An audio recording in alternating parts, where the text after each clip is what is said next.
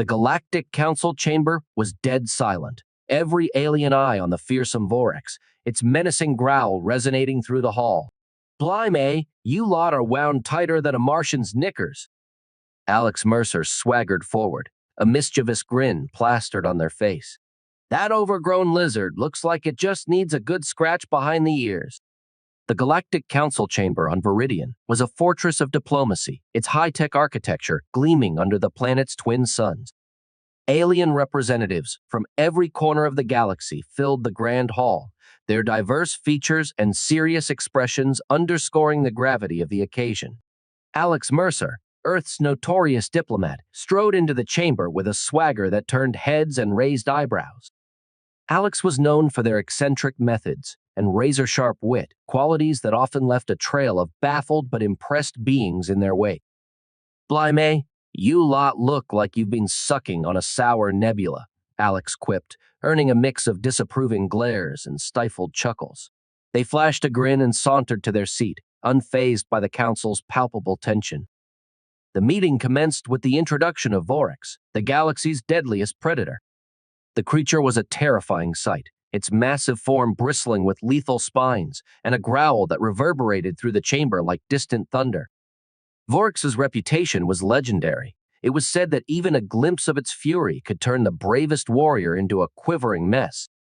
"Ladies and gentlemen, and esteemed beings, I present to you Vorex," announced Zara, a stern avian council member whose feathers seemed perpetually ruffled. The creature was brought in under heavy restraints, its movements slow and menacing. The room collectively held its breath. "Good grief, who brought their pet nightmare?" Alex muttered under their breath, loud enough for nearby delegates to hear. Zara shot them a withering look, but Alex's attention was fixed on Vorex. As the council discussed the creature's containment protocols, Alex's sharp eyes caught something peculiar. Vorex's intimidating growl seemed less threatening and more annoyed. The massive beast was attempting to chase its own tail, an absurdly endearing sight for anyone brave enough to notice. Without a second thought, Alex stood up. "Hold my drink," they said to no one in particular, though there wasn't a drink in sight. They began walking towards Vorex, ignoring the horrified gasps and shouted warnings from the council members. "What the hell do you think you're doing?" Zara's voice was a mix of fury and panic. "Improvising," Alex called back. They approached Vorex slowly, hands outstretched. "Hey there, big fella. You just need a little TLC, don't you?" The chamber fell deathly silent as Alex's hand made contact with Vorex's scaly hide. The beast froze, its glowing eyes locked onto Alex. For a heartbeat, everyone expected carnage. Then, to everyone's astonishment, Vorex let out a sound that could only be described as a purr, a deep, rumbling purr, akin to a contented, albeit monstrous, kitten. "Holy shit, Corin," the skittish amphibious being muttered from under the table. Alex patted Vorex's head, scratching behind its spiky ears. "See, just needed a bit of love. Isn't that right, you big softy?" The Galactic Council Chamber was still buzzing with shock and disbelief. Vorex, the feared predator, now sat at Alex's feet, purring like a massive, scaly kitten. The council members, who had moments ago been ready to call for an emergency evacuation, were frozen in a mix of horror and curiosity.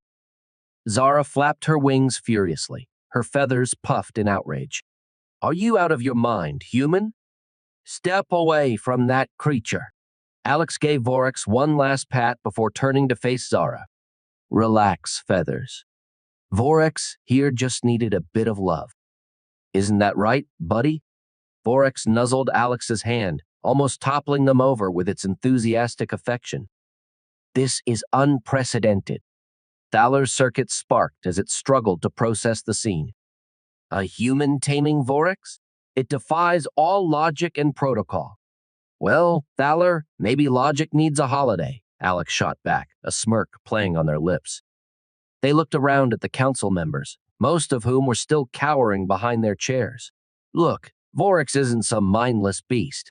He's just misunderstood." Corin, still trembling under the table, peeked out.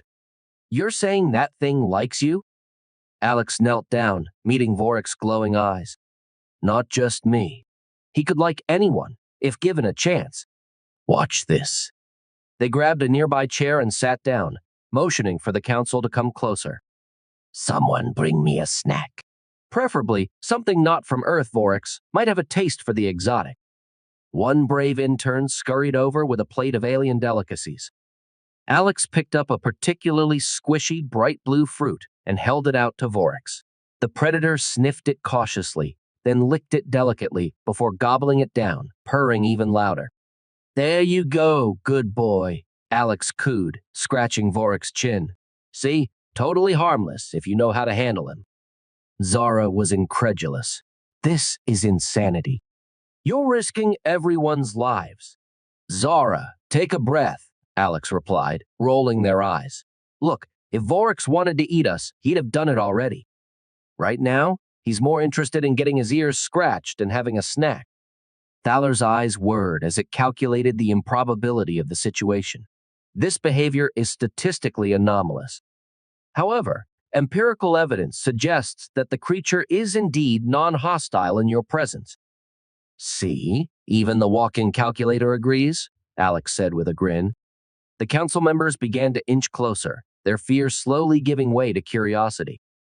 Zara, still bristling, crossed her arms. This changes nothing. Vorex is still a dangerous creature.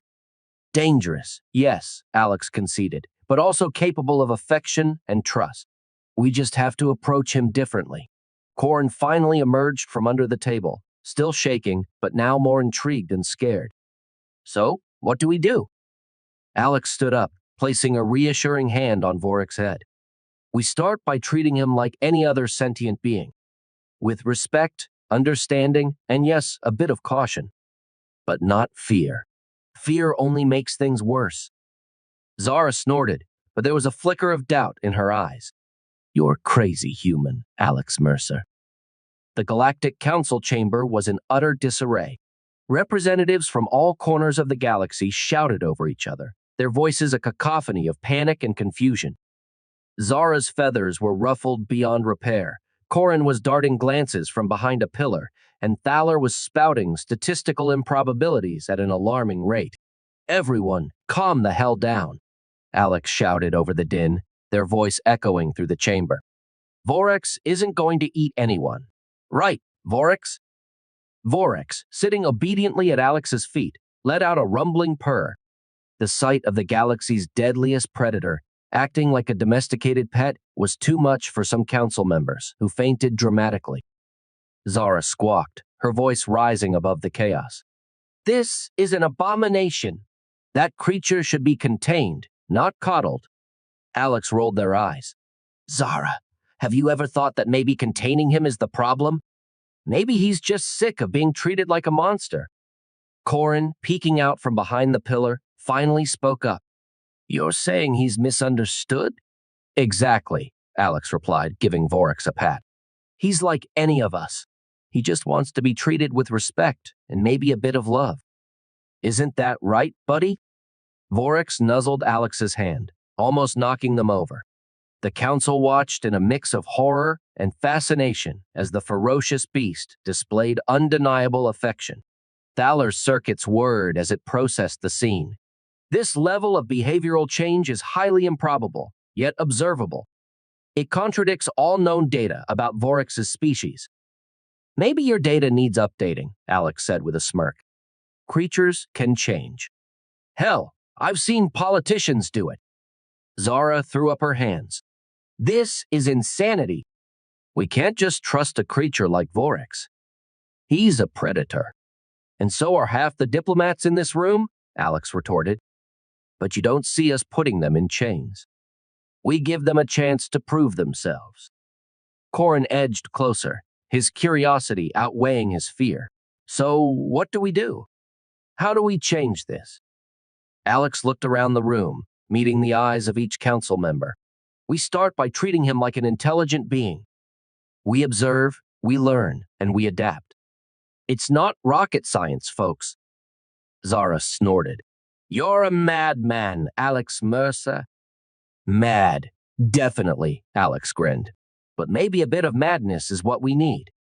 As the council members slowly began to calm down, Alex continued to interact with Vorex, demonstrating the creature's gentler side. Vorex, clearly enjoying the attention, purred louder, a sound that resonated through the chamber like a bizarrely comforting thunder. Zara finally sat down, her feathers still fluffed, but her demeanor slightly less hostile. This doesn't mean I trust that thing, but I'm willing to watch and learn. Thaler's eyes blinked rapidly as it recorded the events. This is a significant deviation from expected outcomes. Continued observation is recommended. Good, Alex said, satisfied. Because this is just the beginning. If Vorex can change, then maybe we can too.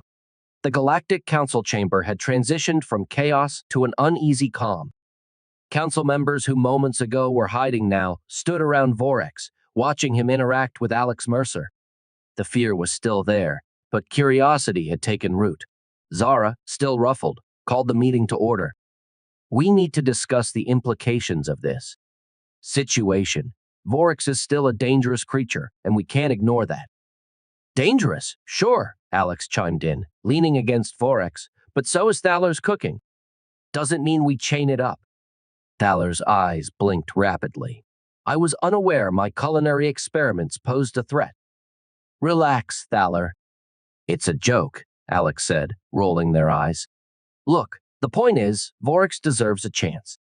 He's clearly more than just a mindless predator. Zara crossed her arms. And how do you propose we handle this? Just let him roam free? Alex shrugged. Not exactly. How about a trial period? We observe him, treat him with respect, and see how he responds. Worst case, we learn something. Best case, we gain an ally. Corin, still cautious but more confident, stepped forward. A trial period could work. It's better than doing nothing and assuming the worst. Zara's eyes narrowed. And what if he turns on us? What then? Alex straightened up, their tone serious. Then we deal with it. But I'd rather give him a chance to prove us wrong than live in perpetual fear. Thaler, processing the proposal, finally spoke. Data suggests that behavioral observation under varied conditions can yield significant insights. I support the trial period. Zara looked around, seeing nods from other council members. Reluctantly, she sighed. Fine. We'll try it your way, Mercer. But any sign of aggression, and we revert to containment. Agreed, Alex said, extending a hand. Zara shook it, albeit reluctantly. The council set to work, establishing protocols for Vorex's trial period.